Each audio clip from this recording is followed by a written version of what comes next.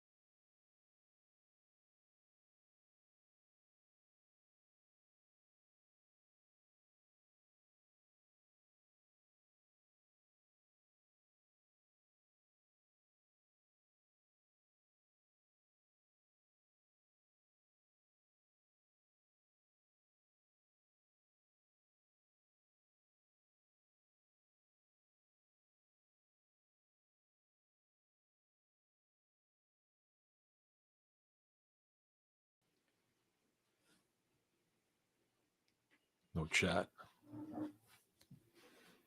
Oh, yeah, it's right there. Chat. There you go. We lost everybody. The ghost. Oh, you're back. Okay, I'm back. And we didn't lose everybody either. Okay, good. Hey, you guys, you know what that was? That was the Chinese balloon that did that. Crazy, huh? Crazy world. All these weird things happening out there. We got F-15s going up after balloons. Not F-15s though, right? I'm just saying that because Andy just stepped in. Yeah, the balloon's out of the way. You know those balloons that they make? They call them Chinese lanterns. It would be so fun to let a bunch of those go now. Everybody's out looking at the sky, although it's raining here tonight. So last night it was beautiful out, and the kids came running in. They said, "Hey, there was a whole line of red lights, and it looked like they were bouncing against a brick wall up there." I didn't even go out to look. I don't want to know. All right, Faylene's with us. Northwoods Natural Solutions. The ghost is with us. Ha, laughing about something. What are you laughing about? All right, we got to get to it. We can't just dink around. I got a little talking to about staying on subject. So I want to talk about starting up a homestead and what that means to me, and what a person can expect, and maybe what a person should do. And it plays in very nicely to embracing the struggle, right? Embracing the struggle. Embracing the struggle is this. A lot of things that we have to do in homesteading are not exactly fun. Sometimes it could be downright unfun or gross, right? But whenever that happens, a little flag should go up up in our mind that we're being allowed to participate in a task that once we have it behind us, it will be a good thing to have in our repertoire. Homesteading is all about growing stuff, fixing stuff, building stuff.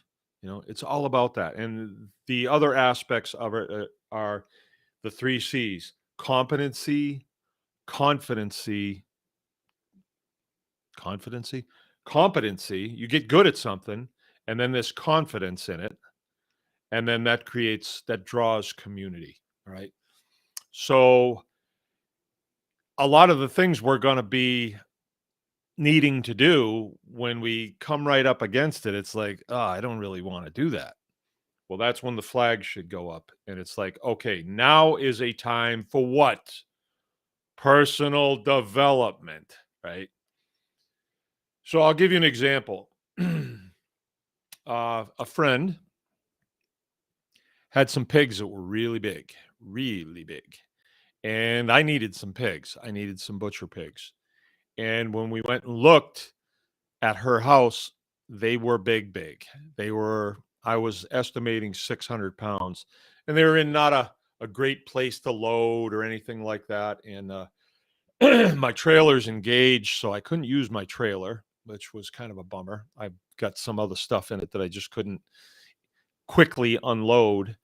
And so I took a small trailer with me, and I didn't know they'd be that big. And I thought, yeah, I can get 2 in, if they were 350 pounds, but these ones were 550 pounds, right? I estimated them at 600. So I got there and it's like, but they're a problem because they're so big that we can't just leave them there.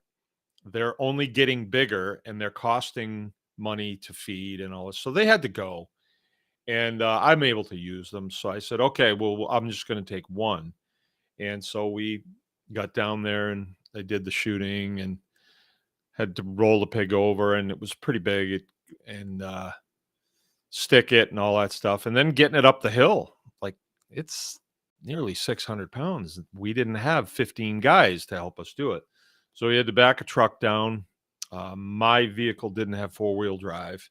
So we had to use her vehicle. She's got a 3/4 ton pickup with 4-wheel drive, luckily, and put a rope on it and pull it out. And, they just didn't really have facilities to do it. And there was a lot of unknown, and it caused me to think a lot. And, I just didn't. But let me tell you something. On the way up there to get this pig, this was Friday, I thought to myself, I really don't feel like doing this, because I'm going on a trip this coming Thursday, and it really kind of jams me up. If I go get up 2, 3 pigs, I got to get them done before I leave. So I was thinking, I don't know if I want to get jammed up like this, but I had said I would, and I'm going up there. Oh, and it starts to snow, and it's just that spring snow that you drive through it, and for all you know, it's happening like that all over the state, but really you're just driving through a very localized storm. And I thought to myself, this is my out. I can turn around right now. I can go home. And I was thinking along these lines of embracing the struggle, because I had talked with Parker on Friday night, I think, and he had said, well, yeah, it was Friday night that I talked to them, and he'd said, you need to do a video on embracing the struggle. And he said it just like that. You need to do this. Okay. It's not too often somebody tells me what I need to do like that, but I thought, yeah, okay. Yeah, it's kind of like embracing the sock. That's kind of a military thing. If something really sucks, embrace it. Never really understood that too well. But this, on my way up there for round 2 on Saturday morning, I got up really early because I wanted to get it done because I had stuff to do that day. It's an hour's ride there, hour's ride back, and we wind up talking a little bit, and it was really going to burn my day, but I needed to do it. And so I started to think about embracing the struggle, because this was a struggle. This was a struggle. I didn't have kids to help me. I had to kind of do it myself. And I knew when I got this pig home, I knew 600 pounds. It has to be scalded and scraped and then eviscerated and cut in 6 pieces and then hauled into the shop and laid on the tables, and then you have to do a cleanup and all that stuff. Not that no complaints, it's just a lot for one guy to do. And I was not going to have any helpers because my kids were having an ice skating party. And so a lot of their friends came from far and wide, pretty good sized crowd. And I knew I was going to be doing it by myself. And so on Saturday, I was thinking, well, maybe I should get out of this. I could get out of this. I could just, and I said, nope, got to do it. And it wasn't a very long conversation in my brain, but it flashed through my brain that maybe I don't need to do this. Maybe I could just, not do it. Wait until I have help. And I could do something else, something I want to do, something fun, right? But no, I pressed on through, because if I had punked out on it, the people on the other end would be waiting for me. And so I didn't. I followed through with it, got the pig home. Everything went smooth. Got the pig hung up, butchered, eviscerated, cut in 6 pieces, hauled into the shop, everything cleaned up, no problem. I even had a couple people come and visit while I was doing it. I had a milk customer come, and one of the mothers of one of the teenage girls that was going to be in the skating party. That was kind of a funny story. I didn't know either one of them, and the dogs were barking, and I went walking out there and I yelled at the dogs, and then I see, oh, there's these 2 people standing there, appeared to be mother and daughter. And there I am with a bloody apron on and a knife in my hand. And I thought, well, I should probably approach them and let them know where the skaters are. And then I realized I'm approaching them with a knife in my hand. I better explain this. And then the further I tried to explain, the more it was like, why don't you just come and see what I'm doing? And the kids are down there. You can go and then come and talk with me on the way out, So I did say I realized it was sort of an awkward thing, but they were homeschoolers anyway, so homeschoolers can handle it. All right. If you're going to start a homestead, where does it begin? Does it begin when you get the piece of property that you want? I mean, that beautiful, it's got a brook, it's got a stone wall, it's got a nice little house and a little barn and everything that you want, and they practically want to give it to you. Does it start then? No, it doesn't start then. It starts when you say it starts. It starts when you say, this is what I want to do. There's a principle in this life that when you say, this is what I want, and then you ask the question, how am I going to get this? And you continually do that, your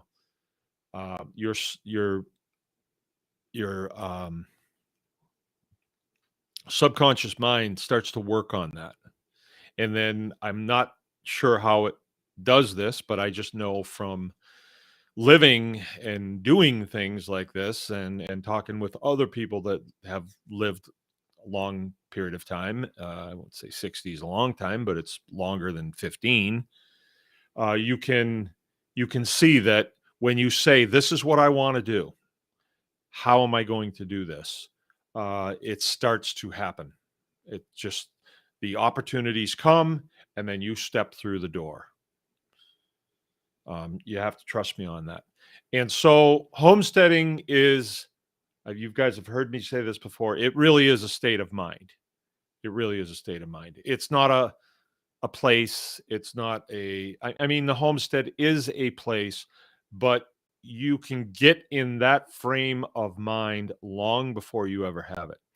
You guys know our story. We had a 13-acre farm, got that in about 1995. Yeah, about 1995. We lived in Montana on a military base, lived in town, right? And town sucked. It was like I had this idea that living in town would be better than living on the base, but that was wrong because living in town, everybody was like free to do whatever they wanted, and it was a circus, you know. And you guys have heard me say before that, you know, a car alarm would go off and the people, oh, they're on vacation. And there was really nobody to shut the car alarm off. And it was goes off at 10 in the morning and it's still going at 4 in the afternoon and it's going to go all night. And nobody can do anything about it. You know, on a base, something would have got resolved. But we were in town and it was not for us. We lived in town for about a year and it was like we were always leaving town. And we finally said, you know, we got to get out of here. And we started looking around. And one day the realtor said, you guys got to go look at this. We looked at it, had a creek going through it. It was on a different direction coming from town than we thought we wanted to live. But boy, it was really nice and we liked it. And it was in our price range and we got it. And then the idea was that Jill's horse could be there. And that was fine. I was never thinking much more, really, but maybe I was. And I stopped and got some chickens on my way home from work one day. They had them at a feed store. I guess I was getting something. And then I got some wiener pigs. And then, whoa, what's it take to get some steers? And did some fence building and then started doing some other stuff and wound up making it into a full-blown homestead. Over time, we had rabbits, we had a little butcher shop, we had a nice barn there. We had plenty of room to move around. We had a little bunkhouse people could stay. We had grain storage. Let's see, we had a root cellar, had a nice garden. Montana's a nice place. Windy. It's windy. So sometimes during the year, you're in. You're in the house because it's so windy. And it can blow for like months, like 6 weeks. It can just blow, blow, blow, blow, blow all the time. So, and the soil's not good, and it doesn't rain much, doesn't snow much either. But we had a really nice creek and had lots of adventures. But we had the opportunity when I retired to move back here, and we were in that mindset. We were in the mindset. The mindset is we're going to do as much as we can for ourselves and try to figure out a way that we can work. Jill and I like to work together for the most part. We wanted to figure out a way that we could work together, maybe not at the same time, but in the same vicinity. And have our own business, you know, have a farm business. And we have prevailed. We've been at it at this place for 18 years and probably 6 or 7 at the old place, right? So we've been at it for a while and we've accumulated what? We've accumulated tools to do this. And I don't mean just like garden tools. I don't mean mechanics tools. I don't mean carpentry tools. I don't mean just those. Forestry tools. I don't mean just those. But we've accumulated those. I have a tractor with a front end loader on it. I have another tractor, a farm tractor. And they're not big. They're both about like 50 horse, 55 and 54. But we've accumulated that over the last 20, well, what would it be? It'd be like almost 25 years. I have a 4-wheel drive pickup.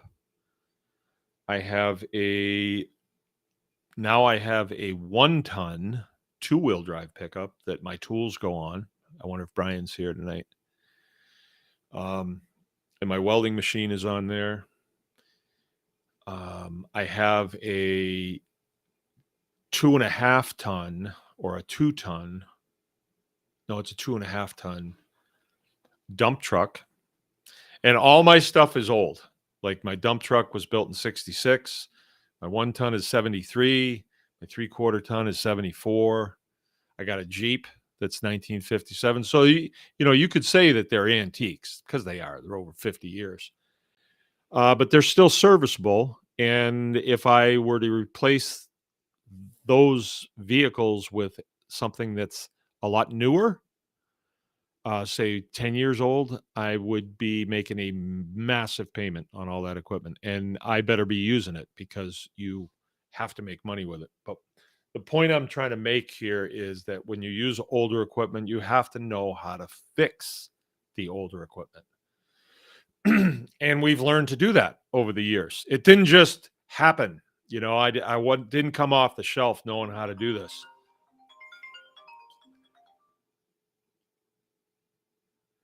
It takes time to learn all this stuff and to accumulate these things. And along the way, there was hardship for sure. And I don't think there was anything out of the ordinary. There was, injuries, I guess. There was losses of animals. I had a mother cow that got stuck in between two trees, and she lost her calf, and she lost her life too. That was a big blow. We lost, I think one time we lost 250 chickens that were ready to process the next day, all because of a water line that failed, and nobody caught it until it was too late.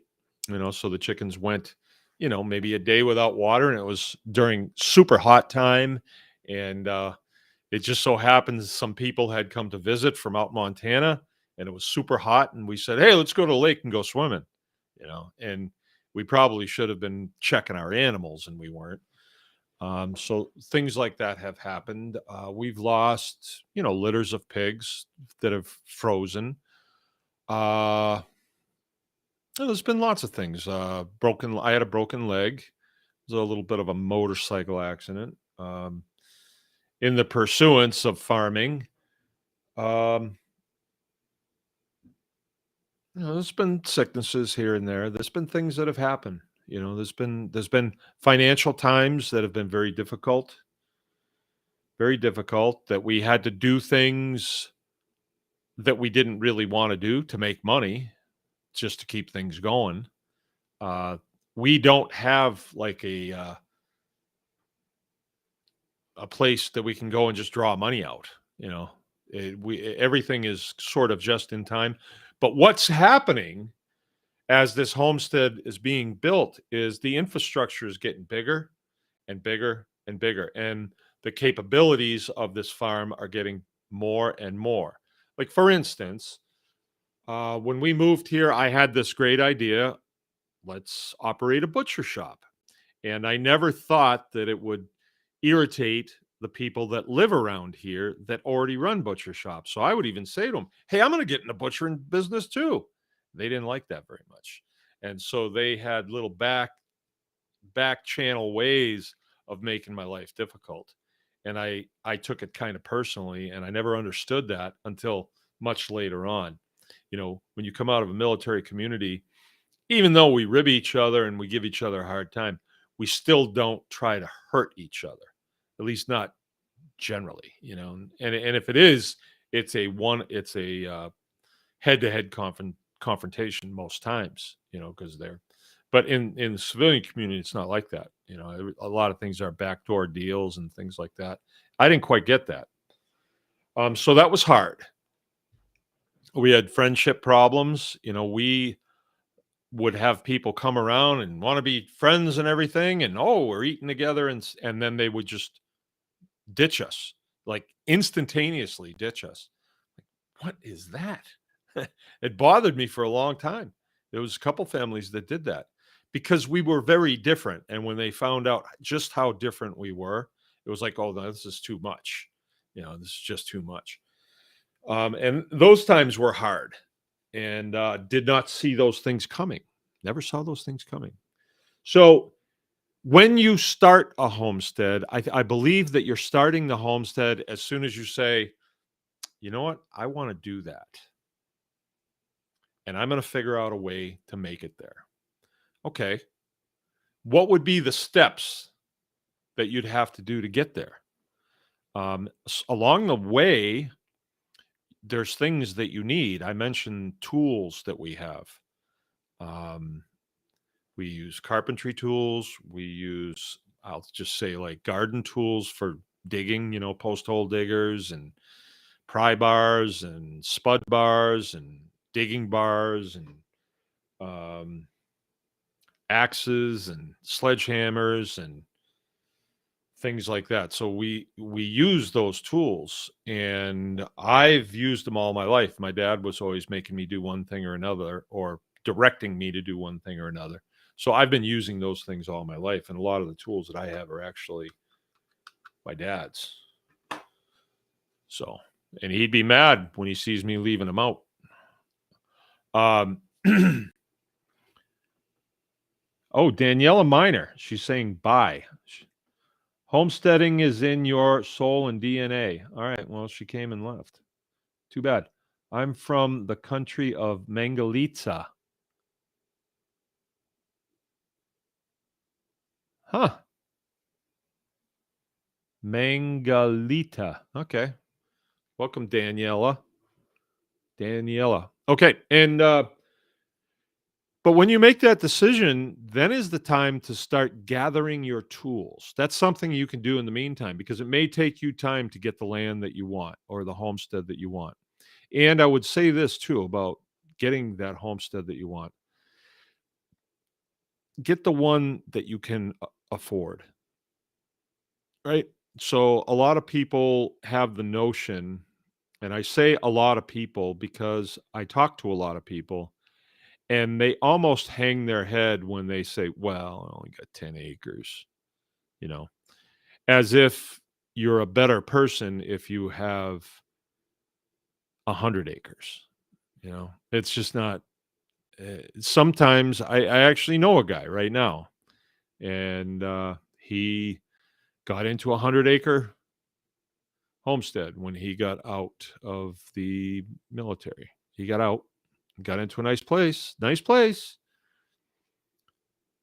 but the learning curve is steep, and you've been doing something else for the last 20 years, and now you got to make the payment on that. And he couldn't make it. So he learned an important lesson. Um, it might have been a better idea for starters to get into something smaller that you could afford. Now, maybe it's not where you want it to be, and maybe it doesn't have everything that you want it to have, but you're not everything that you need to be either, and you don't have everything that you need to have. So, what about in 5 years when you've built that place up, that little small place? Like me and Jill, our first place was 13 acres, and that was more acreage than I ever owned in my life. And we paid for that place. We paid $97,000, 13 acres with a house, barn, 2 grain bins on it, a bunkhouse, had a river going through it, or a creek that ran all year. I caught a 22-inch brown trout out of it one time. Paid 97 for that, and it was right at the top end of what I could afford at what I was making in the Air Force at the time. And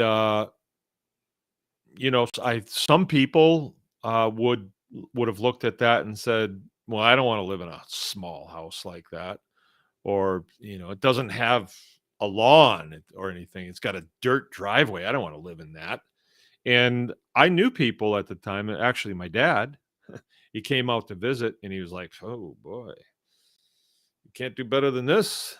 But for me, it was great because it was out away from the base. I could shoot a 22 rifle out there. If I could shoot anything I wanted out there.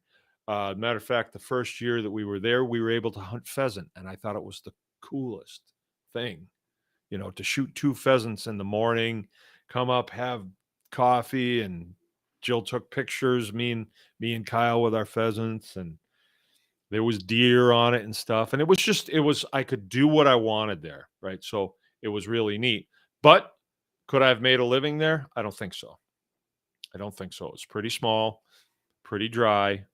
Maybe, with what I know now, if I went back to that 13 acres, I could say, okay, first thing we got to do is fertility.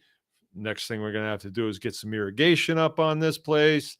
That creek was running through there. I could have pushed as much water up the hill as I wanted to. I didn't push much. I just did an electric pump that was, I think, a horse and a half, and watered the grass and stuff, but it didn't hold the moisture very much. If I was doing it now, I'd be a composting fool, and I'd be spreading compost everywhere and biochar, and it would hold that water. But I didn't know those things then. I really didn't know very much, right? But now I know a lot more. The point is, we put a lot of time into that place. We did a lot of fixing on it. We converted the garage into part of the house, put a bathroom in, and when we sold it for $145,000. So I made money on it, and you could too if you buy something that is beneath your price range, because you're going to have to build infrastructure. And then once you get it going, I remember when we sold that place, the realtor called me and she said, are you going to leave the chickens on the farm? And I said, yeah. And she said, I think we got the farm sold. So that was what the lady wanted. She said, is he going to leave the chickens? Because I'd buy it if he'll leave the chickens. I had like 15 chickens or 20 chickens. They weren't coming. I wasn't going to bring them out here to Michigan. I don't know what we were going to do with them exactly, but it was much easier that we left them. We left the cats. They just needed new people. So starting a homestead, some of the tools are your physical tools that you have, your mechanics set, your small time power tools, a skill saw, drill, things like that. Then there's other tools like hand tools, saws and chisels and hammers and things like that. Then there's more advanced tools like chainsaws. You got to have chainsaws. Well, I got to have a chainsaw. Even if I'm in a nursing home, I got to have a chainsaw. Take the chain off, but just give me the saw. Okay, I got to have my chainsaw. You got to have and things like that, the hardware things. But what are some of the software things that you can really get ahead on? It's information, books on homesteading, books on farming. They're vast. Okay, and then I mean they are really vast, and I can't understate how important it is to have that information, like a library of those things. And before you have your land, maybe you're still working your straight job. Um, you're able to accumulate those, and in your free time, instead of watching Dancing with the Stars, you can be studying for your new part-time job that's coming. And my recommendation, you can do with it what you want, but my recommendation is if you have a job now, which you probably do, you have a means of income, don't ditch that to run to the homestead. Do homesteading part-time. Boy, it's raining out. How about that? Let's see. Do I have anything that needs to be covered? Nope, I don't. So, yeah, the ghost is saying old army manuals and such are a great resource of info. Yeah, I have a book that's become a mainstay. It's the Reader's Digest Back to Basics. They still sell it at Tractor Supply. A friend of mine loaned it to me, 20 years ago. And then I gave it back to him, and Jill got me one for my birthday. And the one that I have, the binding on it is shot. Now the pages just come out.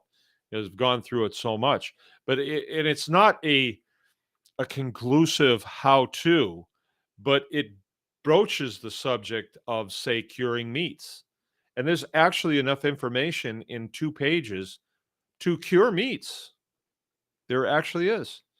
Okay, and here we go. Abundant Living is saying we have a library of book suggestions if you're a member of the Tribe Plus, which you need to be. You need to be. By the way, I'm told that now you can super chat on here again. So those of you that have been saving up your money and then you wanted to give it to me, you can do that now. You can do that now. I know. We got enough subscribers now. You got to be over a certain amount, and then YouTube will let that happen. Yeah, Jill's saying I used it today for making sausage. Yeah, we were butchering fools. We started early down there this morning and are just finishing up as we come up here at 8 o'clock. We put in a good day's work down there.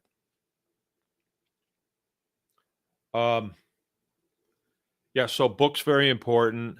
Now you have the internet and you can watch videos. I mean, there's some really good videos. There's really some good homesteaders out there. I would say you have a mix of people who are pontificators, like professors. They profess everything that they want to profess about homesteading. No, I didn't cook tonight, and I'm not going to cook tonight. And Valentine's Day, I'm putting it off till tomorrow. You know, it's a made up holiday, right? My wife knows I love her every day. So yeah, there's a couple kinds of people that are on the internet. There's the pontificators or the professors, and I'm not saying one way or another because sometimes some of them know things, but then you kind of wonder: do you do that, or do you just know that? And that's okay, because the book, like this book that I'm telling you about, the Back to Basics Reader's Digest, who knows if the people that wrote those articles ever did this? Maybe they just researched it and then wrote an article. Okay, well, it's motivating me and it's inspiring me and it's exposing me to it. That's okay. That's okay. But then on the internet, you have people that are actually doing the thing, which gets me into my next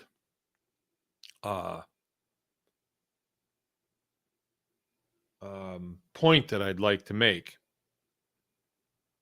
Okay, we're embracing a struggle. We know this is going to be a struggle going in, but everything is. If you got a job as a bank teller, you know, let's say that was you wanted to do that. You want to be a bank teller. There's going to be struggles during the day. And if the first time you get to a place where you have a struggle and you say, well, enough of this, and then you walk out crying, well, you haven't very well embraced that struggle. And that night, you're going to feel like, oh, I'm a failure. Oh, I didn't tell you the whole story. Saturday, after I did that pig, did it myself, all except for one step where Jill helped me.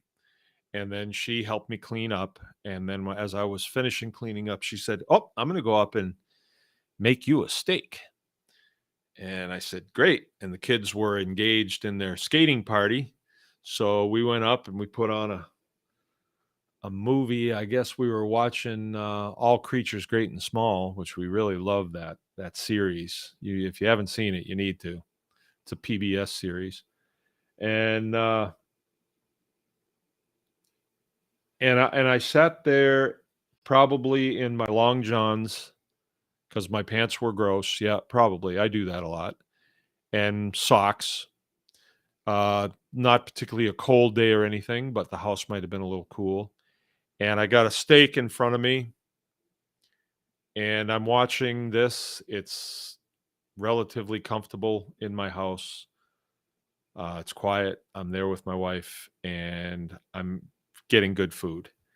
And I'm thinking, mission accomplished. Got that done. And so I embraced that struggle and I got it done. And I mean, that's just a small example. I mean, there's way harder things that people do, even that I do. And some of the things that I do, I think people look at, wow, how did you learn how to do that? Hey, it was a long time ago, and it was a little at a time, and there was a whole bunch of mistakes along the way. And I've been doing it a long time, and now it seems as though I'm pretty good at it. It takes time, takes practice. That's the whole idea of mastering something, right? And I really think that part of this talk that I'm giving tonight, it's what I've been seeing lately. It's what I've been experiencing lately. Okay, so I'm in homesteading for a long time, 20 something years. Live right in the thick of it. You come to my house and it's the real thing. We live here and we work here every day. We work long hours here every day. We do hard things here. Um, a little at a time, but they are hard things. When I think about any of the projects that we've knocked off, even the project of this office right here that I'm sitting in, there was water running through the roof here. We had to take that all off. We had to gut this whole place out. We had to tear up all the floor that was in here, get rid of it and all this. It was, and then build it out. It took a long time. I remember I was doing it in the wintertime, if you remember. And there's no heat back here, but it had to be done. And we did it, sheathed it all on the inside, painted it, got a floor down, got a ceiling in, and it didn't go in a week. It didn't even go in all the same year. We just put the floor in here this year. You guys remember, I just did this floor because it's on concrete, so you gotta frame it out, and then you gotta put insulation in between the uh, the rafter. Well, they're not rafters. The floor, they're not really even joists. They're just 2x4s that are sitting on the concrete. And then put OSB down over it. And then we did not feel as though we wanted to dedicate any flooring to it because it'll work this way. It's OSB. You can walk on it, right? So I could have spent another $1,000 on really nice flooring to impress my neighbors or you guys or I don't know who, nobody, because I wouldn't be impressed. Or I could just paint it. So I did. I got a $40 can of paint, really nice battleship gray, and I painted it. And I love battleship gray. So it's painted. I could cover it later, but I mean, I didn't do it all in the same day. And the ceiling, we just insulated that when I was insulating down in the butcher shop. Right. It would have been the week before the 4th of February when we had our last event. So it went all that time with no insulation. I, there's a little bit on the cool side sometimes, but now it's insulated, so it's pretty well done. We still got to put some flooring down and maybe some wainscoting about halfway up the wall to make it spruce it up. But I don't see that happening anytime soon because, whoa, look at this. Sean Wise, let's get the ball rolling. Seems like a couple years since we were able to super chat. Yeah, it has been. It has been. And I don't know as we ever completely explained that. And I don't know as I can actually give you an explanation. But we used to meet not on the Anyone Can Farm Experience page on YouTube. We used to meet on the Baker's Green Acres page. And we had felt as though that page was throttled, like nobody could ever see it. You can't really ask anybody. It was just a gut feeling. And so we switched over to this when Joe came on board. And sure enough, you can see where the Anyone Can Farm experience has really taken off. It has really taken off in the last couple of weeks.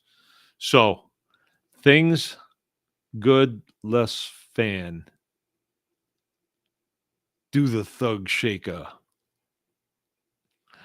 I don't know what that is, man. Tell me what it is. Do the thug shaker. Thug shaker, is that one where you put a doob in your mouth and sunglasses on? Is that what that is? That's the only thing I can think of. But so and that is part of the struggle. Part of the struggle is you're building something that you might start off as you've got a small home and a small piece of property, and your first step might be, well, I got to put a garden in. And that may seem like a huge step to you, but give it a couple years and you'll look back and you say, yeah, I remember when I did that. It seemed like a real huge deal, right? And it wasn't such a big deal, right? Because as you progress, you look in the rear view mirror and you say, oh yeah, I remember when I did that. I was thinking that was real sophisticated. Yeah. And now it's not so sophisticated. Don't get me wrong. You may revisit that again sometime. I've revisited processes many times. You go back and say, I really like gardening. I'm going to throw a little bit more effort into this, and I'm going to do a better job here. I'm going to build some trellises. I want to incorporate my chickens into my garden. Heck, I want to incorporate, some really cool sprinkler systems and things like that, And I've done that. That was the purpose of this year, or last summer. I built a new chicken house, and we've kept chickens for forever. And I thought I'd like to have a nice chicken house that you can walk in and, people don't have to fight to get in and out of it. And I don't know, just a little bit more capacity. And I wanted a bigger yard for them to be in. And my next thing is that I am so excited to do this. I want to have it so I can let them go out the south of my property, of their yard.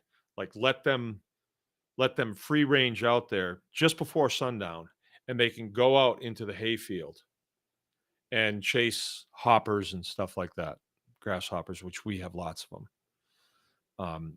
Good food, really good food for the chickens. And I want to train them to go further and further, but I do want them coming back. I'm not an eggmobile guy. I've told you guys I had bad experience with eggmobile, and logistically it doesn't work for me, right? I like my chicken house. I like my feed at the chicken house. I just like it. I like the proximity to everything. For me, the barnyard layout is really important because I embrace this struggle. I embrace the whole thing. And that means sometimes, I remember Beth DeClerc said one time, she put a picture up of a beef that they had knocked down, and they had knocked it into quarters, and they have a butcher shop. They call it a scullery.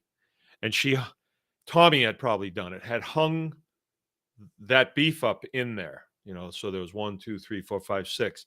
And it really looked nice. Their scullery looks nice. It's very utility looking. It's got shelves, and they're strategically placed jars with necessary spices and things like that, and tools hanging on the wall and stuff like that. I really like it. I think they did a a smash up job on it. And she said something like, I like to just sit in here and look at this. Beth, what did you say? I like to just sit in here and look at this. Am I weird? And I couldn't help it, but I said, yes, you are.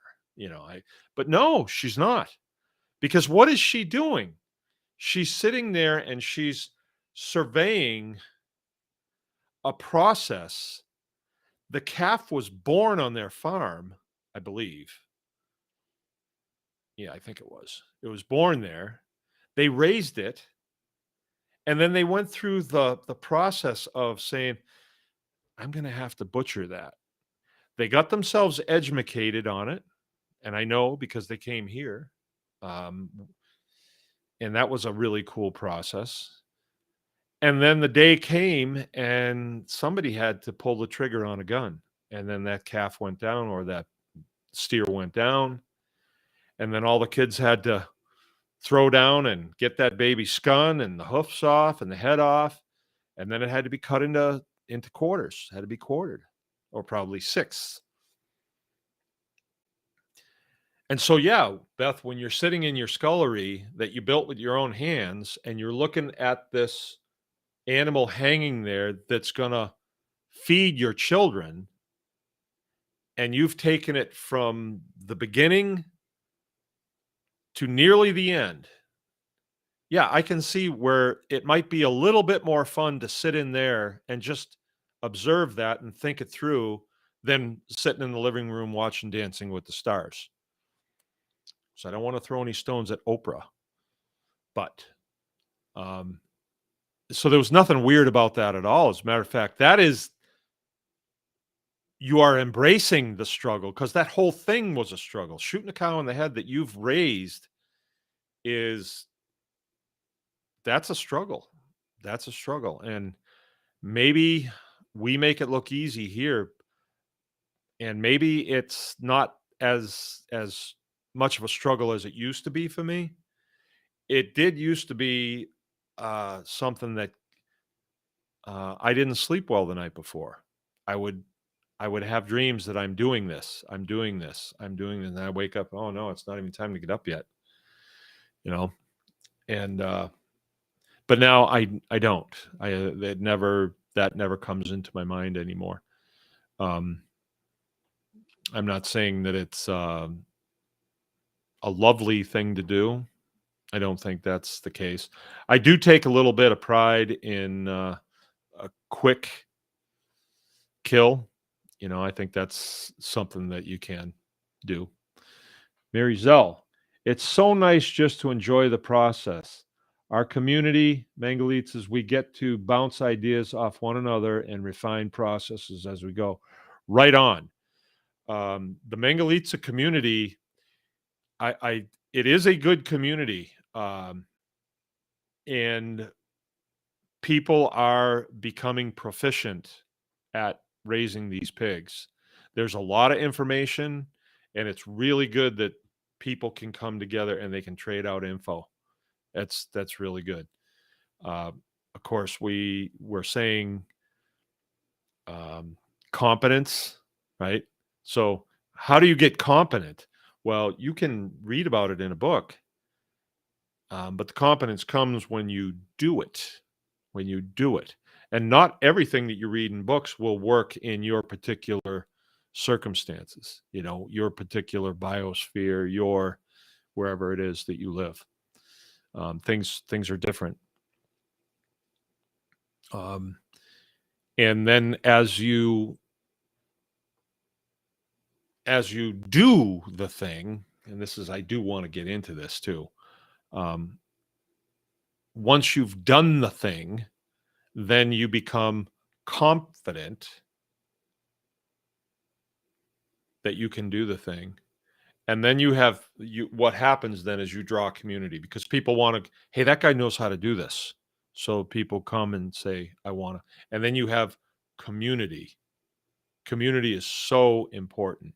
I think community, what it used to mean to me was, well, when we get together and we break bread and we drink beers and watch football games and all that stuff. Anymore, like I don't even know who won the Super Bowl this time. I don't even know which Super Bowl it was. I could care less because it's long gone away from me. I know when it's Super Bowl Sunday, you get kind of a twinge. Oh, Super Bowl Sunday. But I don't have a TV. And I don't even know who's playing. So uh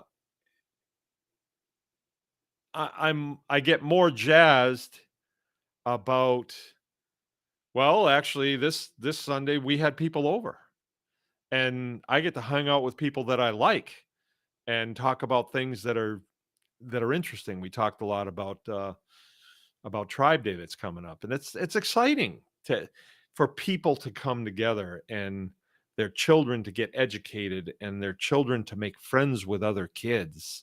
It's exciting. I suppose the cheerleaders are exciting too, but it's not like you can. Nah, it's nah. I don't even know. I don't even know who won. I don't even know. I just never even did look at it. I think I was more interested in Chinese spy satellites. By the way, they did shoot down that satellite, and if you watched my video, which we could not put up because it was too triggering, we were afraid that we would get triggered and we would get thrown off the internet. But I showed a design that I made for a helmet to go on your chickens because I believe that it was the spy satellite was actually bombarding your chickens with EMF radiation. I don't think it was the Tractor Supply feed at all. So my chickens kept laying, but I made little helmets and put them on them. Which brings me to my next thing. And no, now seriously, I say this a lot, and I'm going to tell you where I got this. This, I don't know what you'd call it. Would you call it an anecdote? It's a saying. I don't know. I'm from New England, and I guess we study people that are from New England when we're in high school, or we used to. Now they probably just study collars and cats. I don't know what they study anymore. Doesn't matter. And we used to study this guy by the name of Ralph Waldo Emerson. Now I remembered him, but I didn't remember anything that he said. And when I moved here, a gal gave me a book, and I read a little bit of it, not much. I don't remember the name of the book. I remember it was blue, but there was a part in there about something that Ralph Waldo Emerson had said. And he had said, if you do the thing, you will have the power. If you do not do the thing, you will not have the power. So a little while ago, there was a post on Facebook, and a certain gentleman had decided that he was going to butcher a cow, and he did. He's on here tonight. It's Dion. And he, from his training, and he got some of that training here, we said that, no, you don't want that meat to freeze. And we were going into a very cold period. It was going to be in the single digits for, I don't know, a week or so. And so he made the decision that, let's move the girls out of their bedroom, and after we kill this beef, we'll hang it up in their room, which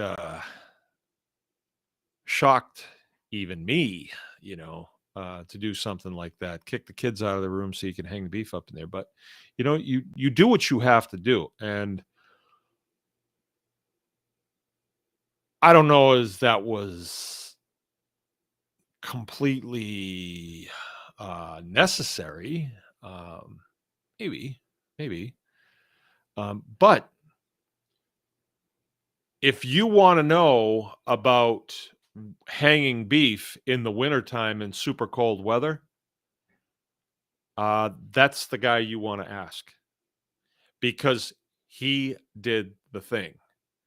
Now, you could call maybe somebody that is just a guy that knows a lot of stuff, but if he never did it, he doesn't have the power that Dion has now, or that the Declerics have. I shouldn't say Dion, I should say the Stumpos, because Amy was a big part of that too. So you do the thing, you will have the power. Now, sometimes the thing, well, shooting a beef at a time when it's really cold out and having to kick your daughters out of their room so that you can hang the beef in their bedroom, that might seem like a hard thing to do. I bet it is. I bet you their grandparents didn't think much of that. Or somebody like that would say, "What's the?" And even one of my friends says, "What is he doing?" And I said, "Relax, relax. He did what he thought he needed to do, and you know, he he got her done. He got her done. Now it's been moved out of there, and a lot of that has been ground and cut and packed and all that stuff. And they are building a butcher shop, but their butcher shop didn't have a door on it. It's got a big open space, and it's not even close to being heatable. So they did what they had to do. Um, yeah, they did what they had to do, and they did it. Now they have the power, and I'm gonna tell you something, you guys that have the power. Embrace that power too, and think about it, dwell on it, and think about um, how are we going to do this next time? Are we going to do exactly the same? I mean, that probably sucked, cutting that animal up, big animal, and carrying it in and hanging it up, having to build something, a stanchion in the daughter's room to hang it, because you can't just hang it from the ceiling fan, you know. That sucked, having to do all that and put stuff down on the floor. I'm sure you can't just let it drip in the carpet, the white carpet. Um, and I'm sure when you were done with that for the day, it was like, are we going to do it that way next time? There's a better way. There's a better way. So let's think about that. Let's think about that. Let's say, is there a better way? Is there a better way? Is there a better way? And then all of a sudden, there's a better way, you know? And I'm not saying that wasn't a good thing to do. It was, you did what you had to do. Let's see, what have I done like that? I've had calves that I've had to put in a pickup truck and just let it sit there and idle with the heater on. I've done that. I've brought pigs in the house. I've brought goats in the house, baby goats in the house. I've brought a calf in the house. The calf that I have running around here right now, the other day somebody left the door open. The calf was in the house. Didn't poop. If that ever happens to you, you have a calf come in the house, don't chase it, because calves are notorious for jumping through plate glass windows. So don't chase it around. Be very calm, get a hold of it. Hey, how you doing? And grab it by the ears and drag it out through an open door, not a closed door. So yeah, we've all done things and had to do things that were hard. But when we're done with it, we have the power. I mentioned before the people on the internet that are giving out information. You will notice that when somebody shows you around their outfit and they're telling you how to do something, and you can obviously see that they do the thing, there's a lot more, you have a lot more confidence in what they're saying. Whether you agree or not, there's a lot more confidence. Okay, well, that guy's done that. And it appears as though he knows what he's doing. He's got something going there. That's power that he has. But as soon as you get the feel as though you don't really do that, do you? You're talking about this, but you're not showing that bucking bronco that you're telling me that you ride, you know, into dream world. So I don't know as you really do. There's like a non-power, or what would you call that? There's a deficiency, right? And I, for one, I override that, because just because somebody doesn't do something doesn't mean they can't tell me something that won't spark something in my mind. So I think it's not good to say, oh, well, they don't really do that, so don't listen to them. I don't think that's smart. I don't think that's smart. We know people who do not do what we do, but they do what they do. You know, I know people that are really good networkers, and they can make things happen for you.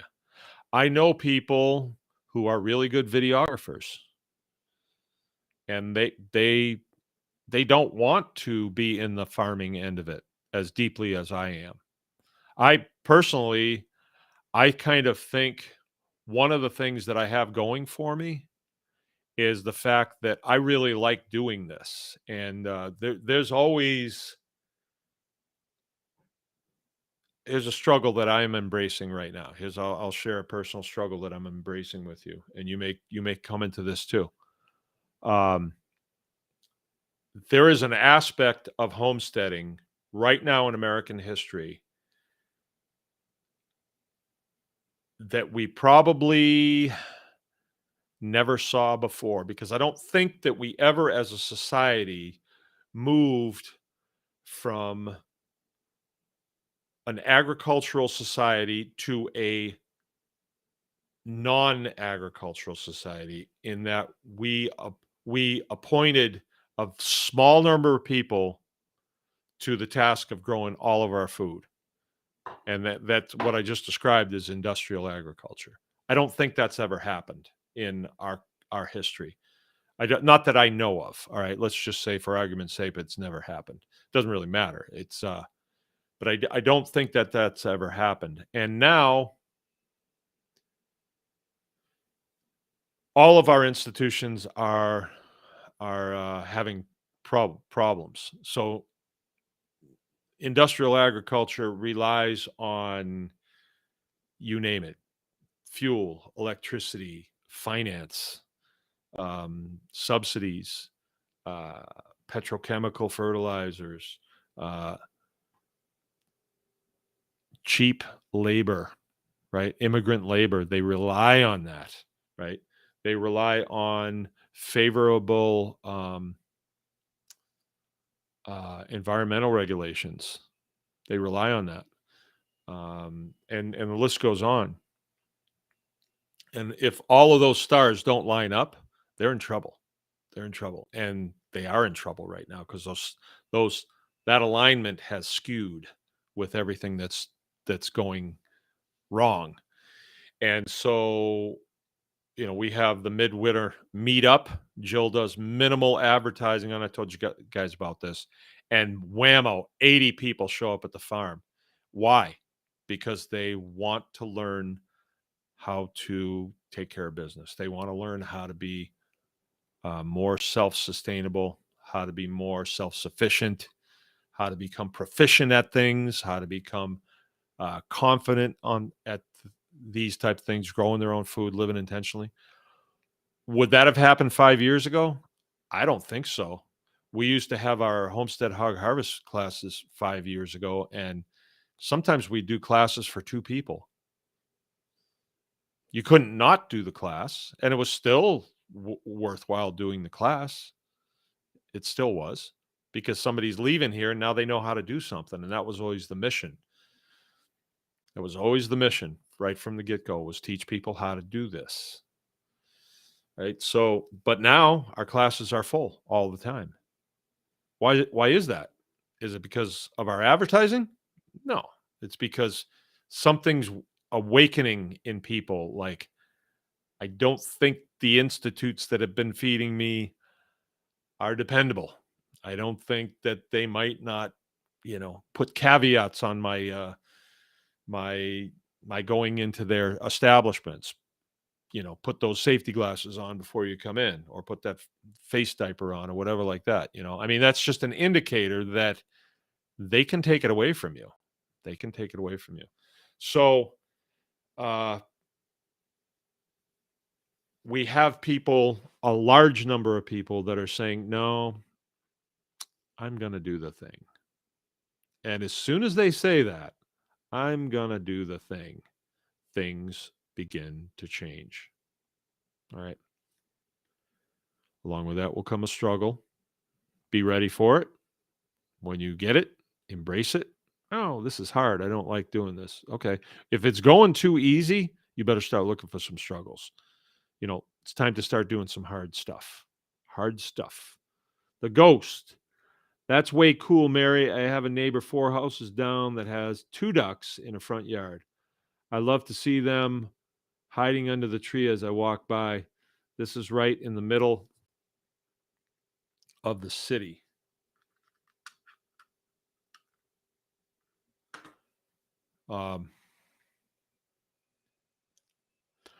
Part of the struggle of homesteading is there is pushback against it. And where does that pushback stem? Where does that pushback stem? Yeah. It does come from industrial agriculture. There is a food cartel in this country. And I don't think it's evil. I think it's business, right?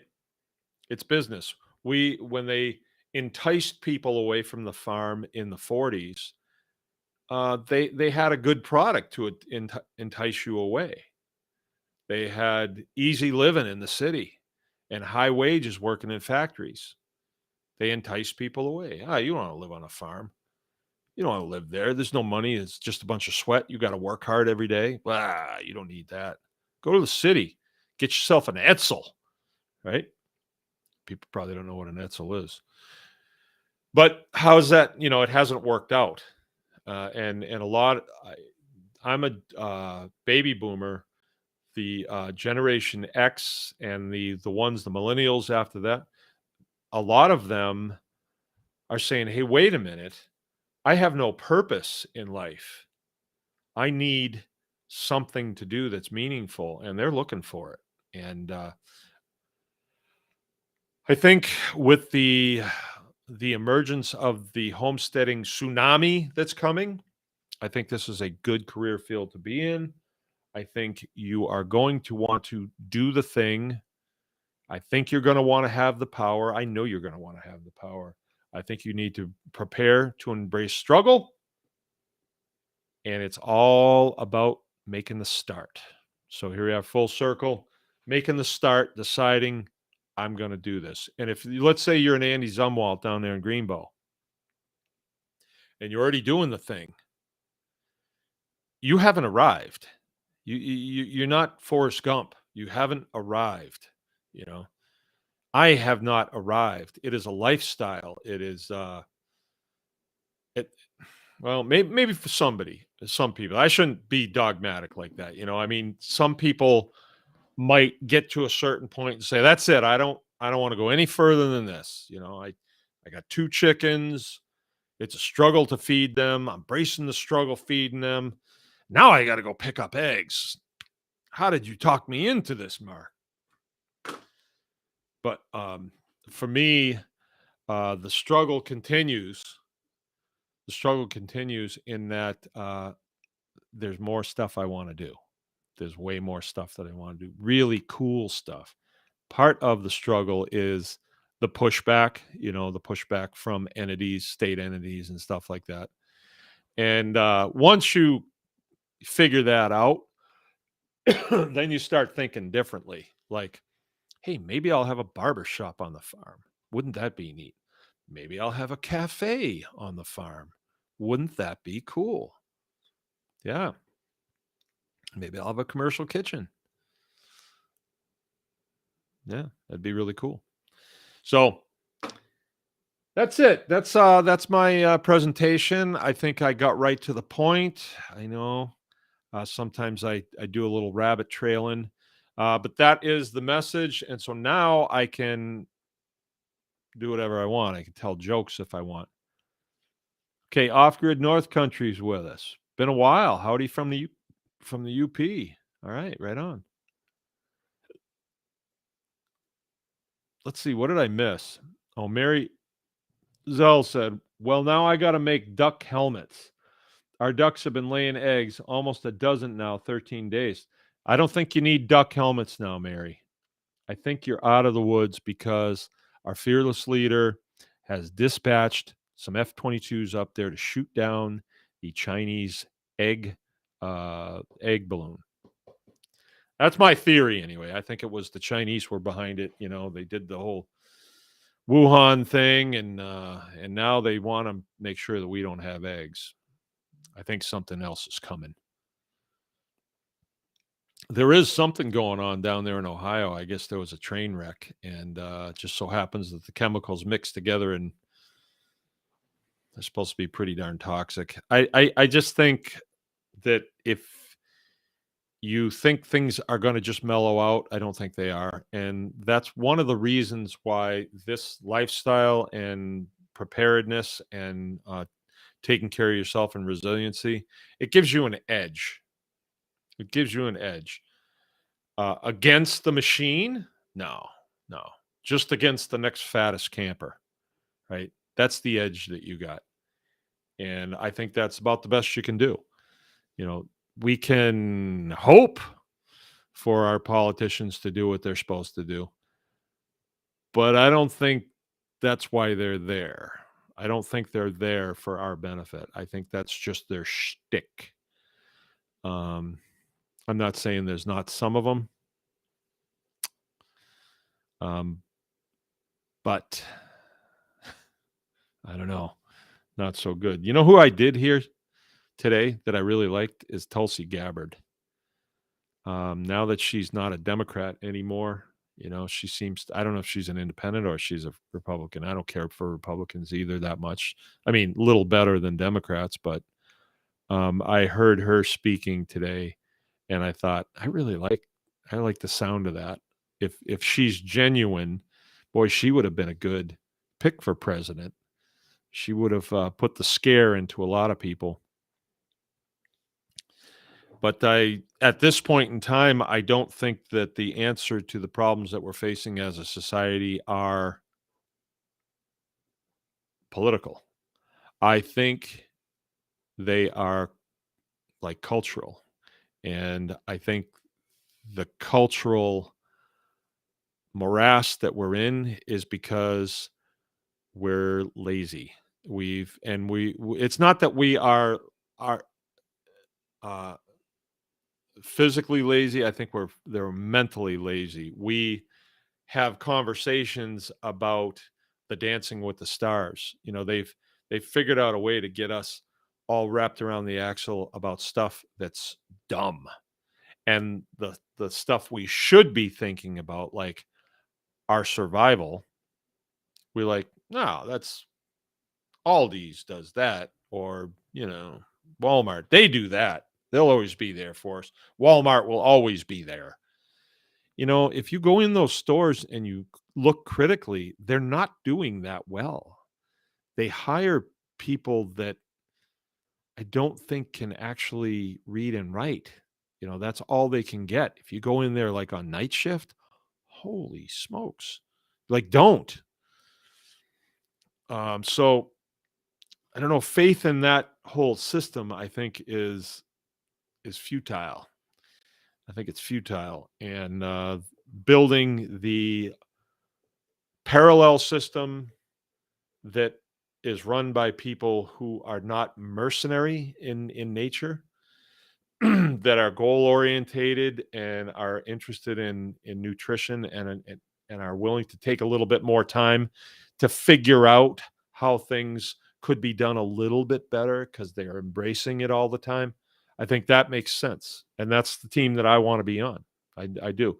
And don't get me wrong, I'm of the age, I'm 62. I remember very well when my parents, my mother, would buy TV dinners for me and my little sister. And it was a treat. It was a treat. Or if I had baseball practice or something, I'd get a TV dinner. And they were new. They were new. And my mother never, I don't think it ever occurred to her that, well, maybe that's not quite as good as if she cooks it herself. I don't think that ever came on her radar screen. Or, macaroni and cheese. I remember when that first came out. My mother didn't buy it. I had it for lunch at my friend's house, and I said, "Mom, you got to get this." And she said, "No, I don't think we want to get that." "No, you got to get that." Well, we wound up getting it. Macaroni and sleaze. It was a mainstay around our place. I'm not going to feed it to my kids because now we know what that whole enterprise is. Let's take some subpar components. We'll make something that looks good and tastes good. What does that mean, tastes good? Oh, we can chemically alterate this stuff. So when you put it in your mouth, it stimulates certain receptors and your brain says, yum. But what is it? It's an edible non-food. That's not good. That's not good. We should have never done that. But we didn't stop there. No. We didn't stop there. Matter of fact, oh boy, it went on. And you guys know, I don't have to say, it went on and on. But that's a relatively short period of time. My next oldest sister, who would be like probably 65, she didn't have TV dinners. She didn't have them. They came out during my time, right? I don't think she did, right? And it wasn't like they had them in the 40s. They didn't. They didn't have a lot of things. I remember thinking one time we were told that, oh yeah, they're going to have phones someday that there's no cord on. Yeah. And it wasn't until I'd say it was probably 1984 when I saw my first phone with a antenna on it, a long antenna and a base station. And I remember them saying that, oh yeah, someday you'll be able to go and buy a movie and it'll have a machine that you can put it in. You can watch any movie you want. Yeah, I remember that. And then sure enough, it'd have been 1985 or 86. And I actually had a VCR. I was stationed in Japan. I had a VCR. Could watch anything I wanted. Anything I wanted. And now we don't even have a VCR. We have this service. We can just plug in what we want to see and it'll bring it up. Huh. Okay. All right. Well, let me finish up here. We're at hour and a half. Let's see. The ghost says, do the meat birds lay anything throughout the season? They need nesting boxes. How does that work with the chicken tractor? No, meat birds, they never get any older than about 10 weeks. So they will lay eggs. We've had some that have been around for a long time.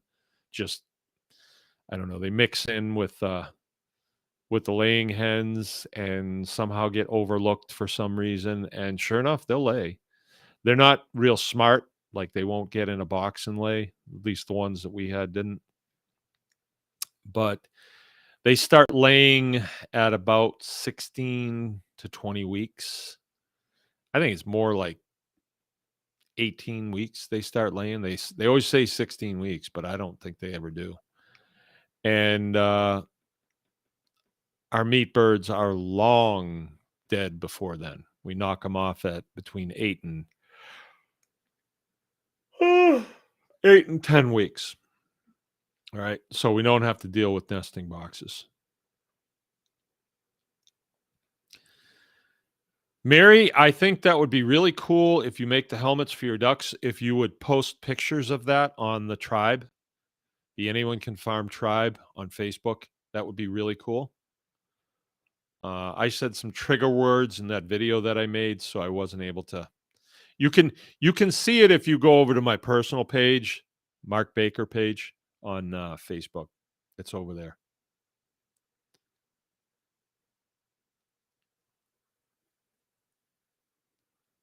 All right. Liberty and Justice says, yeah, I want to learn the part of the pushback. Okay. Mary Zell says, I want to learn that part of pushback. Which part? I wonder. If it's the parasite class out there that doesn't want you to have any fun, and so they make up their little rules. Yeah, that's something that we really need to talk about. The more and more this goes on, the more, these rules just seem to be just crazy. But I got to tell you, I believe that there are people coming in to the movement to intentionally lock horns with some of these entities, whether it's Department of Agriculture or whatever, and then strike deals with them. Compromise, in other words. So they're told that they can't do something by a township, and then they meet the township on the township's terms, which is a bad thing to do. You need to be looking at it constitutionally. If you're an American citizen, there's certain things government cannot do, and those are enumerated in the Bill of Rights of the U.S. Constitution. So let's say you want to keep a rooster at your house, and you live in a township where they say no roosters. They can't tell you. They can tell you that, but you are under no obligation to comply with that, because you have a constitutional right under the Fifth Amendment to own a rooster. A rooster is not a controlled substance. You cannot own a pet block of C4 explosive. You can't. That's a controlled substance. You can't have that. And we've all agreed through the democratic process that, it's probably better we don't have that, Let's just leave that. And you still can. You can, but it's a process to go through and get it. You just can't go buy it off the shelf at the hardware store. Where there was a time, and this is not too long ago, where you could buy dynamite from the hardware store. And then it changed, and you had to have a license to do it. So probably had to prove to somebody you knew how to do it, and then you got a license. Maybe you became a trainer or whatever. And then I'm sure the process went like, hey, we can't be storing that stuff in town, because if it all goes off, some people could get hurt. Oh yeah, okay, let's have a depot where we keep all that stuff. And now if you need to do some blasting, you have to hire somebody to come and do it. There are companies that do it. You can't just go buy your own dynamite anymore, which is kind of a shame, because there's lots of things you can do with explosives that are not bad. What would Walmart do if war with China breaks out? 80% of their stuff comes from China. Yeah, that sounds like kind of a racist statement there, Ghost. I know, but you can talk about Irish all you want, but you can't talk about the Chinese. Yeah, that'd be kind of interesting. I'm getting really tired of listening to things anymore. I honestly, last night, Frank came in and said, you got to see these lights in the sky. There's a line of red lights in the sky. And I was kind of like, somebody will get a picture of it. I just, it just seems like it's one operation after the next, after the next, after the next. And it's actually feels good to just be like, be apathetic about, war with China. Okay. Oh, war with Russia. Okay. I don't know. I don't. I don't think so. I just don't think so. Or else, why are they keep having all these jerk around operations going on? Why don't they just go to war? Why don't they just do it? If they want to. Yeah. So I don't know. All right, Crunchy's with us. Kids came home from Valentine's Day candy today. Most was made in China. Amazing how much of our so-called food system is coming from there. Yeah. But we do have a choice.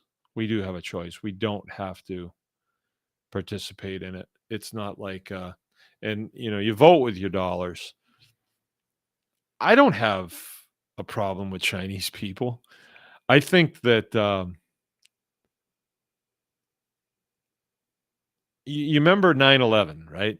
Uh we didn't, let's see. 9/11. No, wait a minute. Let's talk Gulf War. Let's talk Gulf War because I was involved in that. We didn't, there was not a whole lot of awareness about Iraq and Iran. There wasn't. But during that time, if you watch CNN, that's when CNN came on. By the time we rolled in to Iraq, it was like, kill them little so and so's, They got us hating them. And those people didn't do anything to us. They supposedly rolled into Kuwait and made it harder for oil to flow out of there. And I don't know, looking back on that, that was really a poor move, I think. That's my opinion. But, it was a good reason to go to war. And they got us really psyched up to go to war. And we were hating Iraqis. Hating Iraqis. Kill Iraqis. Yeah, hate them. Little brown, little,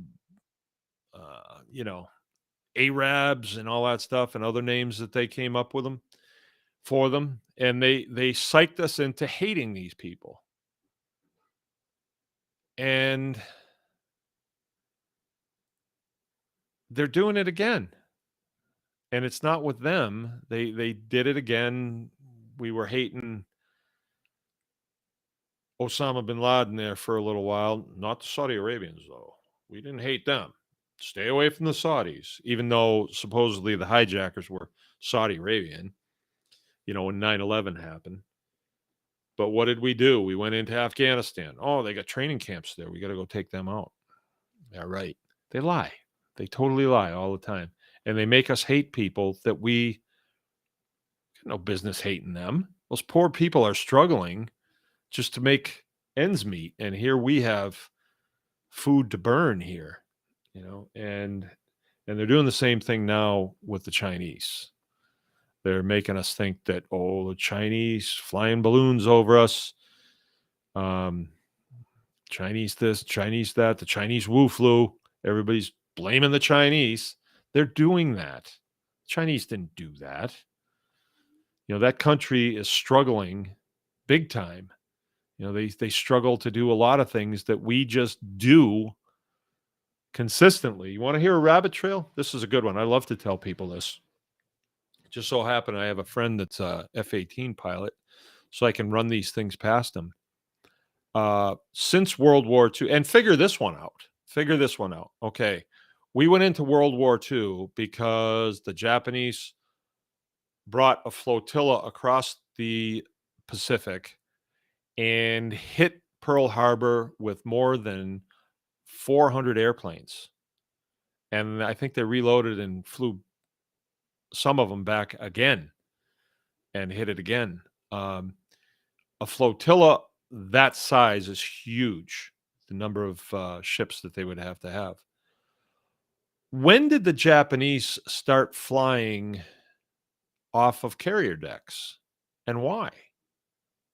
It seems like by the time they came over and they were knocking on the doors over in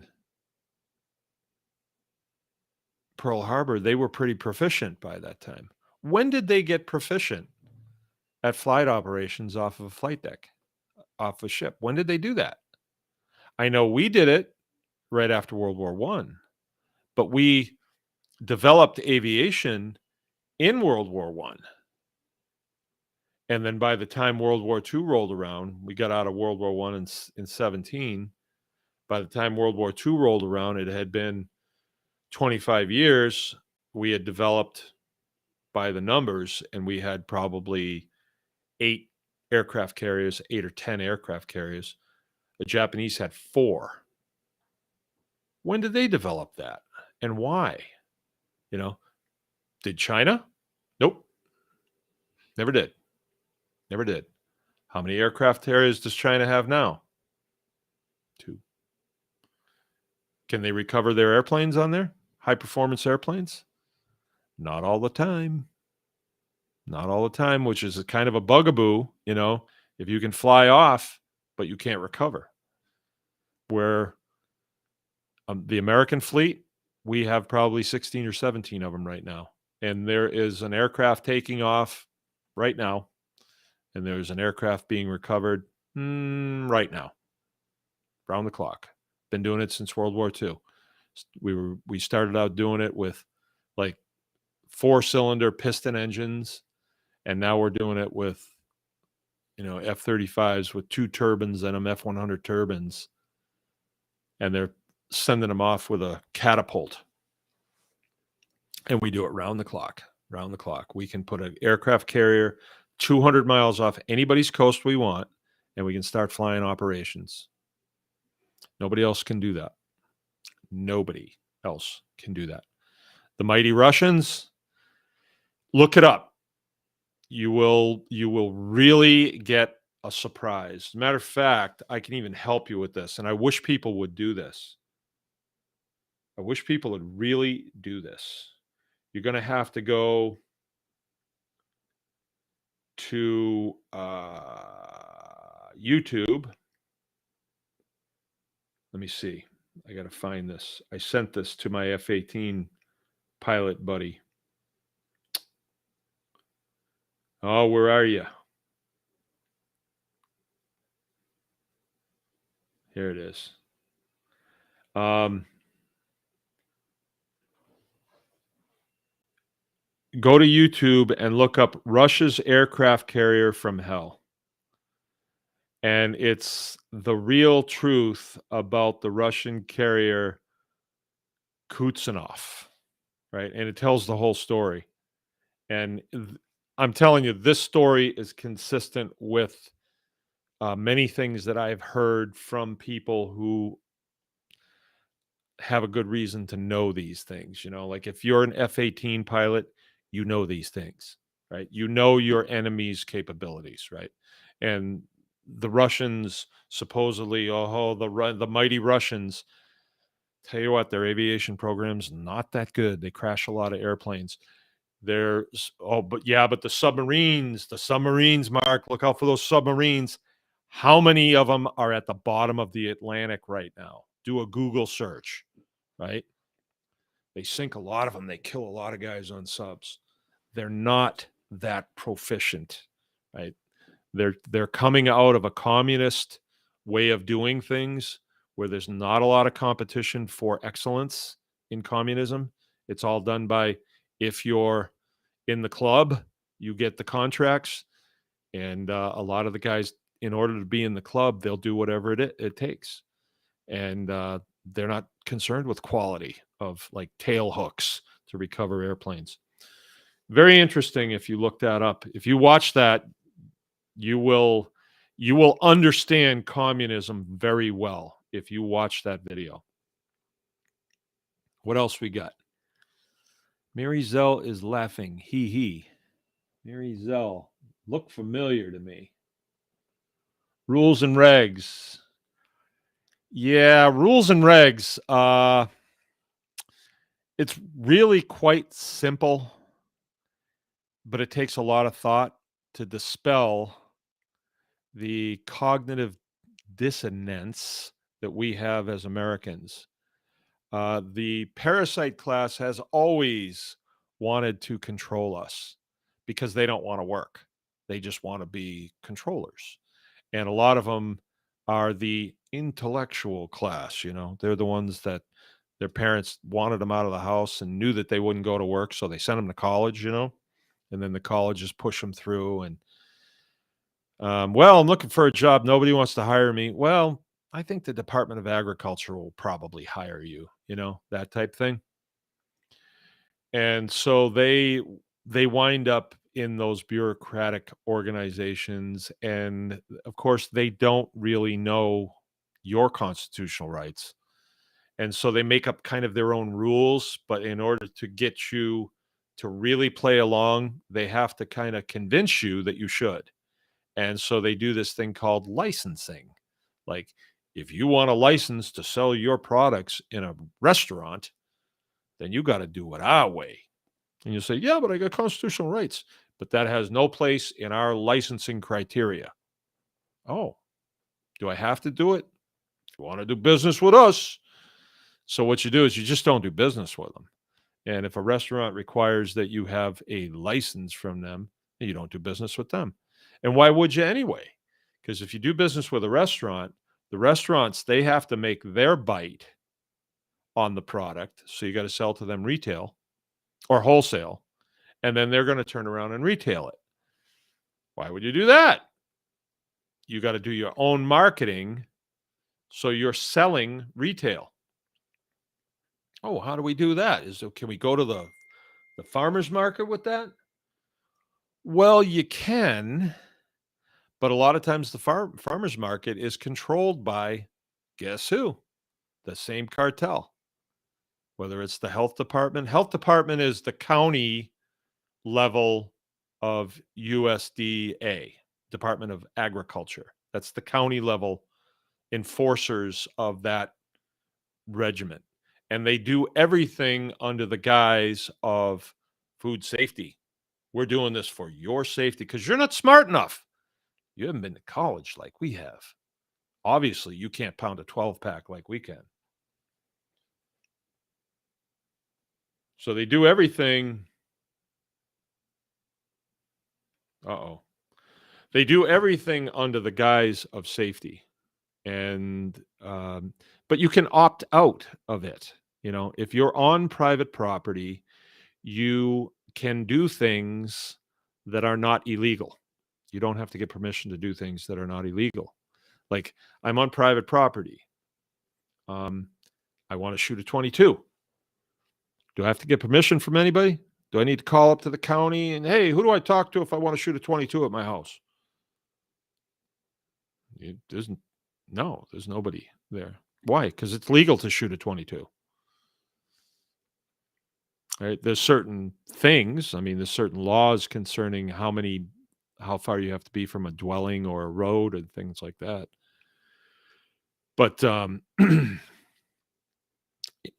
anything pertaining to farming, unless you're going to grow, let's say, poppies and manufacture it into high quality heroin, no, you just do it. You just do it. But if you go asking for permission from some weenie at the Department of Agriculture, and that's all they have working there is weenies, so you'll definitely be talking to one of them. Sure, they'll give you permission. Sign right here. And oh, by the way, that means we can come and we can do an inspection of your property anytime we want. And if we want to take your computers, oh yeah, we can do that too. You sign all kinds of your constitutional rights away. The antithesis to that is being a Fifth Amendment farm or a constitutional farm, which we are, but we're just saying it. We always were, or we always could have been. On a Fifth Amendment farm, you have freedom of speech. If I want to throw stones at somebody and say, this guy's, a stupid Polak. Oh, hate speech. No, not if you're making fun of Polacks. It's not. But you know what I'm saying? If I want to use free speech, I can. It's private property. Of course, they're trying to make hate speech laws now. And so certain words you won't be able to say. I wonder if Polak will be in there. Or Mick. I'm Irish, and that's supposedly a big slam against Irish people. That stupid Mick, you Irish pig. Like, I could care less. And most people, the killer words that you can't say. Most of those people, they don't care. I served with all of those people. They don't care. They don't want special treatment. They want to be left alone. Special treatment actually is, it's like assuming that they need to be coddled, and they don't like that. I can't stand that stuff. But yeah, so anyway, that's my thing for tonight. But Mary, we can talk about that. We could have a whole show on that. But it is a struggle, and there can be uncertain times during that time, like especially a lot of these regulators at the county and state level. Federal level, not so much, because they got better things to do. They've sort of arrived, but at the county and state level, they can be pretty aggressive and pushy, and a lot of times they're very ignorant people. So they'll come marching onto private property, and you have no agreement with them, right? So the thing that you never want to do is you never want to get in any kind of contractual or non-contractual agreement with any, like the county health department, anything there, or the USDA, or say Michigan Department of Agriculture, whatever state you're from. You never want to get in any agreement with them. So if you just have no contact with them, then chances are you will have no agreement with them. But if you suffer from cognitive dissonance that carries over from when you're in high school, and I need to go to the bathroom. Didn't that in high school, like when I went to a Catholic high school, and I think if you raised your hand and say, I need to go to the bathroom, I think the brothers would say, what are you gonna piss your pants right there? You got to go. I don't want to hear that. The first couple of days in high school, but you had to be an adult about it. Like, you couldn't leave a couple times to go to the bathroom, and they didn't like it if you always left. Go in between classes, but if something happens and you're going to wet yourself, go. But it carries over into our lives here. Like, if we're going to have an event or something, sometimes people feel obligated to call up to the county and say, so I'm going to have a bunch of people at my house for a graduation. Is there anything that do I need permits or licenses or anything like that? And you think that the stormtroopers are going to come in and throw you against the wall and shoot you. Where in reality, if you're having a private event on private property and you're not breaking the law, like the law, and I don't mean irritating your neighbors, like that's irritating your neighbors is not breaking the law. Or, parking in the road, unless, is that against the law? I don't think it's, there might be some county regulations around that, but it's not against the law. I mean, they can't lock you up for that. Anyway, if somebody were to show up and says, well, we understand that you have a lot of people here, so we're going to have to come in and look at your kitchen and your bathroom facilities and stuff, that's when you would fall back to the Fourth Amendment, which, you need to read through that, but that is the amendment that keeps people from government from trespassing on your property. It keeps you safe on your own property. And it's very, very important. If we did not have that in this country, they would never need a warrant to come in and search through your property. And you don't think they wouldn't want to? Oh, yeah, they would. Every traffic stop would be look through every trunk, glove compartment, everything. They'd look through everything. Why wouldn't they? I mean, I stopped them. I might as well search them. They'd search you. They'd do a body cavity search. Why not? Fourth Amendment is why, right? And they do try to work around that. Some police departments really suck. Not all. I'm kind of pro law enforcement if they're good, and they're professional and they're servants. But there are some that really suck, and they'll bring a dog out and they'll say, "Well, if the dog alerts on you, that's enough for me to do us." No, it isn't. Get a warrant. It's enough for you to get a warrant, maybe. Go get it. Go get it. Make them jump through some hoops. And, then especially at night, then they got to go find a judge.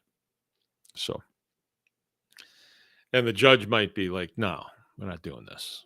We're not doing this." So anyway, usually they just do the dog thing to make you think that they're going to. And so you say, "Yeah, go ahead. If I let them, it'll go easier on me."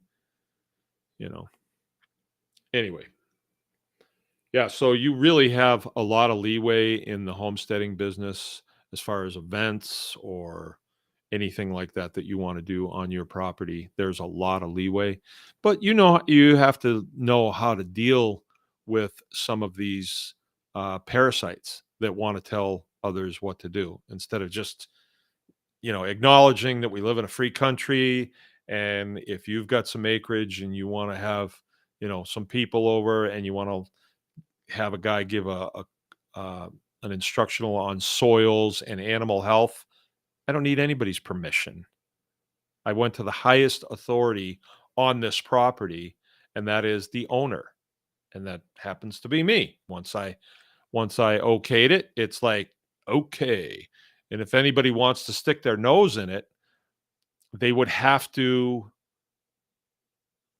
They can't legally. They cannot. They can BS you on.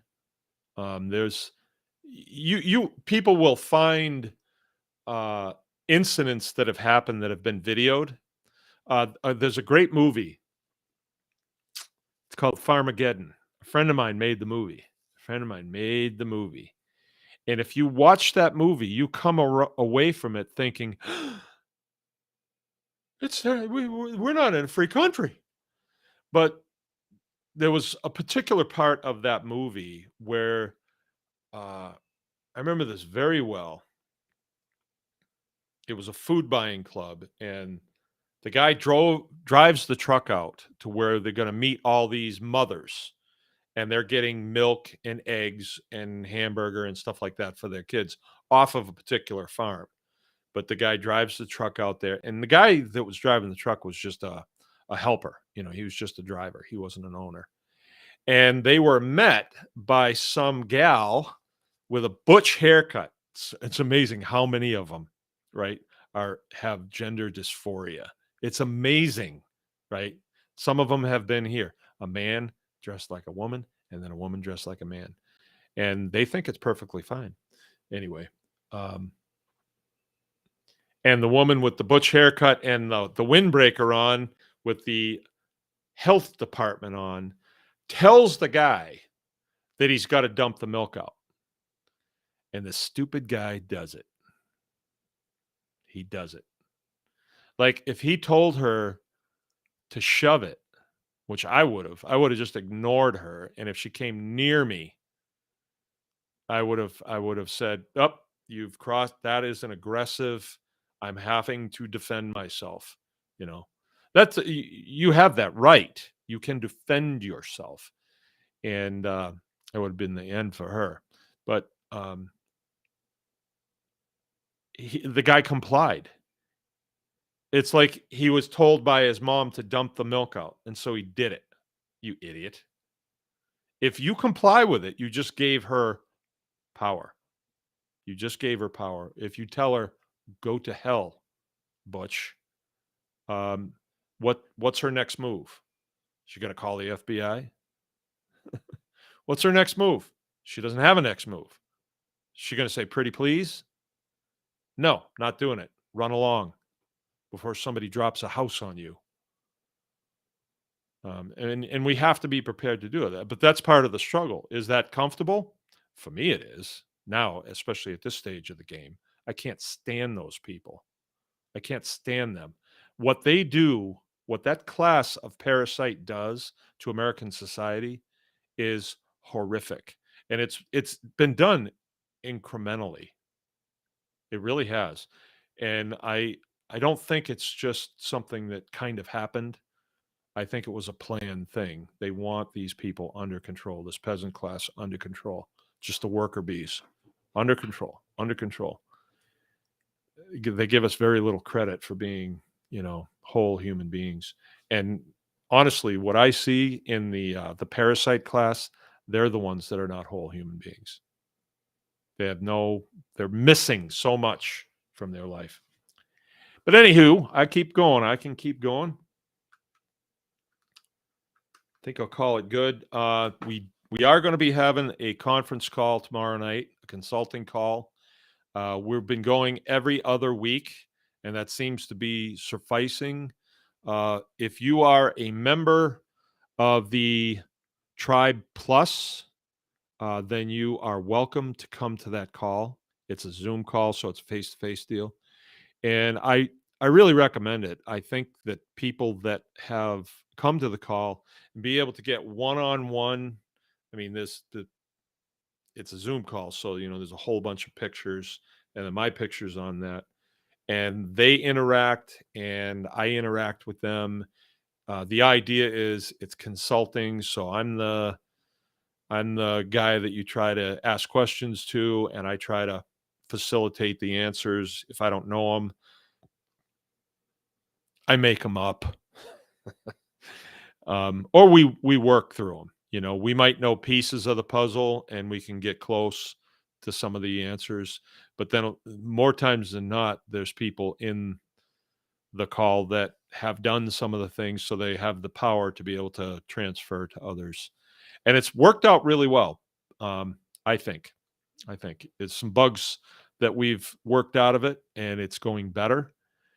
And I would recommend that, Mary Zell, that you go right over to the Anyone Can Farm experience.com right there and sign up with the Tribe Plus. It'll cost you 49 cents a day, but there's a sign up bonus where you can go for, I think, quite a while, and it's really cheap, we're hoping that you forget that you signed up and and then forget you were even farming, but you keeps paying, right? The idea here is, we invest time in this. Joe does the videos, and which have been doing really well lately. He's been doing shorts, and the footprint is getting much bigger, much bigger, much bigger. You can see those shorts on the Anyone Can Farm Experience YouTube. And there's a couple of videos on there that have gone hog wild. Our number of subscribers is up to like 6,000 something right now. We need to be up to 10,000 to monetize. And all of these things need to be done in order to finance the things that we're doing. Right now, we're doing it on a shoestring. But we would like to be able to monetize this so that we can provide more material, because the list of things that can be provided, it's vast. I don't think we'll ever get to the bottom of it. And my son Joe is pretty good at the videotaping. But to be honest with you, we have to do things that make money, so we can't dedicate all that much time to it. There is that feeling. I was going to tell you this, that feeling sometimes that we could be just full-time video makers and make a living off of YouTube. But I don't think that's going to happen, because the further you get away from doing the thing, it decreases the amount of power that comes across in the videos that you make. Like, he made this video, and I knew it would stir it up. And I said something like, yeah, don't water your pigs in the wintertime. So long as you have snow, don't do it, because they'll eat it. They'll eat the snow, and you don't need water. They'll just play in it and get wet and frustrate. Wow, did I get a lot of hate over that? A lot of hate. Even though I explained it well, I thought, and we've been doing this for 20 years, and we never have a problem. The animals are healthy. They're faring really well. Everything is going good. But boy, did that generate a lot of hate. However, that worked for the good because it's interaction on there. And when Mr. YouTube sees that, oh, there's a lot of interaction on this, then he pushes it forward and changes the algorithm, whatever algorithm means. I have no idea. I thought it was Al Gore rhythm, because didn't Al Gore create the internet? That's what I thought. That's what he said he did. But anyway,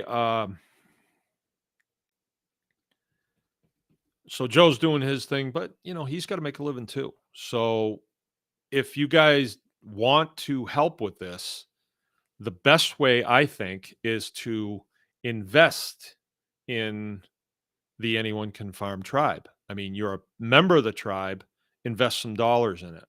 49 cents a day, that's all we ask. And so you're kind of floating it. So it guarantees that there'll be more stuff coming. And, someday when the Anyone Can Farm tribe is as big as the NRA, you'll be able to say, you know what? I helped finance that. I was sending 49 cents a day to that outfit back in 2023. Yeah, we'll have farms all over the United States, be bringing people in and really getting them up to speed, and we'll get things turned around. I have visions of grandeur, don't I? All right, what's the ghost says? I'm going to read this. That must be racist against pigs.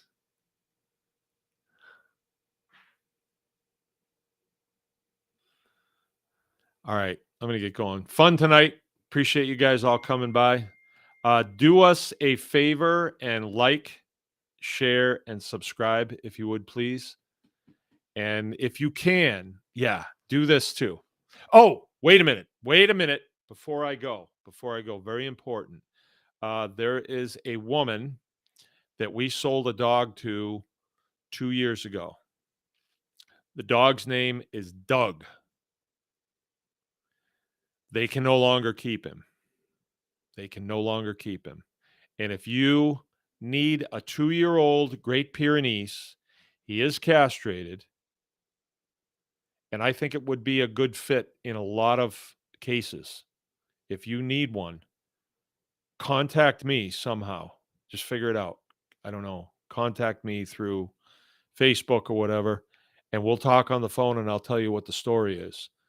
But if the dog isn't adopted out, they're going to put it down. And it's a shame, because these dogs are really good dogs.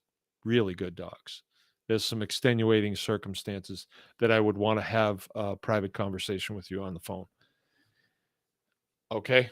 So please do that. And if I don't get a bite on that, it's going to be curtains for Doug. There's nothing I can do. I can't take another dog here. I just can't. All right. And we will see you for the consulting call tomorrow night. If you get in there and you join up Tribe Plus, there's a way to navigate through there. If you can't figure it out, call the house. Talk to Jill.